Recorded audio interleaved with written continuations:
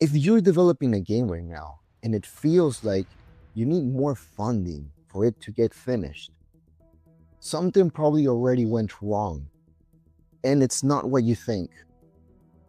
Most developers believe that in order for their masterpiece of an idea to be reality, they need more funding, more people, more resources in general. But most of the time, the problem is not really the money, but the scope. And that's what we're going to talk about today. My name is Norman. I'm the co-creator and producer of the game Duck Paradox and the author of the book Scrum for Indie Game Development. My mission is to help as many indie developers as possible to finish their games, be able to continue playing the game of game development for as long as they want. With that said, let's go into the topic. I know it sounds completely logical. You have more money, that gives you more time and more people. If you have more people, you're able to make more features. And if you have more features, you're probably going to have a better game. But actually, this is a time when the project starts losing control. Because the moment you start asking for more resources, you're no longer deciding the project. The project is deciding you. You might think the magical solution for all your problems is going to be to have that push of funding to be able to finish the game. But you're actually now in a very dangerous situation. Let me explain it to you this way. There are many situations where this is a big problem. I identified 3 of them clearly that I'm going to tell you right now. The first one is when the game suddenly it's too big. The game quietly starts growing until the point where it needs more features, it needs more people, it needs more content, it needs more polish. And now the original plan doesn't fit anymore. It mutated into something that now needs more money to be able to be finished. The second situation is missing skills.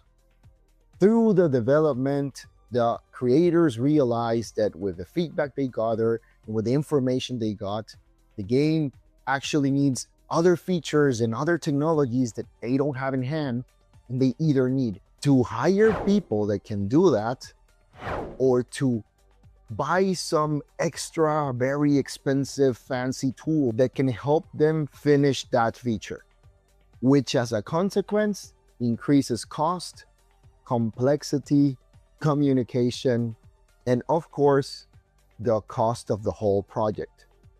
And the third one is no proof of shipping. The team started with this amazing masterpiece of an idea as their first game.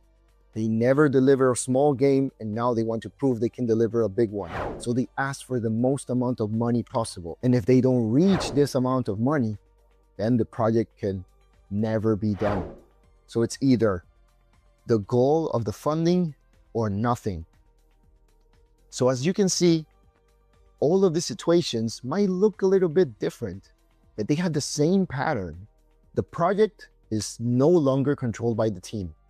It is controlled by the need for more resources. And listen, I'm not saying this out of nowhere. I'm saying it because I've been there.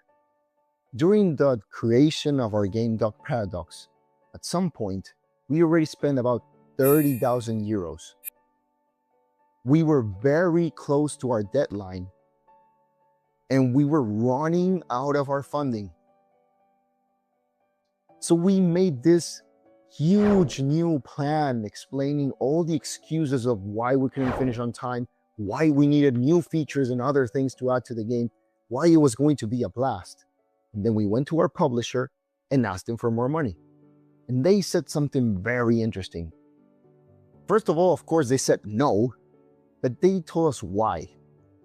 And part of it was because they gave money to us to make that game in first place because the game was already fun. It already had a great idea, a great core that was already built. And during this process where we started adding new ideas with the feedback of people, we started thinking of other things that could be in the game, we made it too complex. And the publisher thought the game was starting to lose what it made it interesting in the first place and what made it fun. So in their eyes, they were starting to lose hope because the game was not what it was anymore, and now we were even asking for more money. So in that moment, it felt terrible. It felt like everything was at risk, but that forced us to think differently.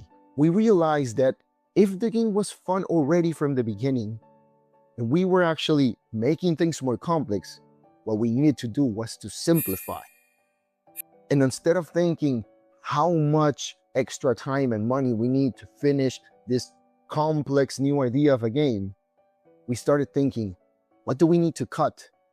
What do we need to actually ship this game in its core version with the time and resources we had now? Not what we imagined, not what we thought would be cool, and not really what we wanted at the moment, but what we needed to ship. And it might sound crazy, but after we started cutting features and we simplified the system using our creativity to be able to create something with the time and budget we had available, we end up building a full plan around this smaller version that we were thinking of, and we shipped. We shipped a game that we were proud of and that we felt really grateful to be able to create. And after that, we even got nominated as Best Game Latin America at Gamescom's Latin 2025, which made us understand that if we got more funding, there were only two things that could have happened. One, the game would have stayed the same. The new mechanics and new ideas wouldn't have made the game more fun or more interesting because the core idea was already there, but it would have taken us more time, more money, and the return on investment would have been even smaller. Or the second thing that could have happened is that the game was worse because we made it too complex, and what made it fun in the first place was already gone. So in any case, not getting more funding for the project made it the best version it could have been. Forcing ourselves to be more creative and even getting an award at the end. I know that might be exceptions, but in most cases, just like this case I just told you, we did not need more funding. We just needed a clear scope. And again, this is a pattern. This is something that happens so often. There's so many cases of games that raise millions. They get funding, they get visibility, they get audience, and yet they still fail because they don't have a controlled scope, no production structure, and no validation for each one of the new ideas they're creating. More money did not solve the problem. It just made the consequences bigger. So remember, in most cases, if the project is not designed to be finished, money won't fix the problem. It will amplify it. This happens because most teams never define what enough looks like. So the project keeps growing and keeps growing until the resources that are available are no longer enough. So here's something worth thinking about. If you're developing a game at the moment or you're thinking about making one, pause the video after this question and think about it, or write it down. It might help you in the near future. If your game had to ship with the resources you have available now, what would the smallest version of that game look like? What would you remove without destroying the core idea? And think that that version is not a compromise. It's what allows your game to be shipped. And it's what's going to give your studio a future. Stop thinking about making a huge masterpiece as your first game, or even your second, and start thinking about your master plan to have a studio that can survive. Finishing one game teaches you way more than planning 10 of them. And that's what's going to allow you to build the next game and the next one after with more clarity instead of just hope.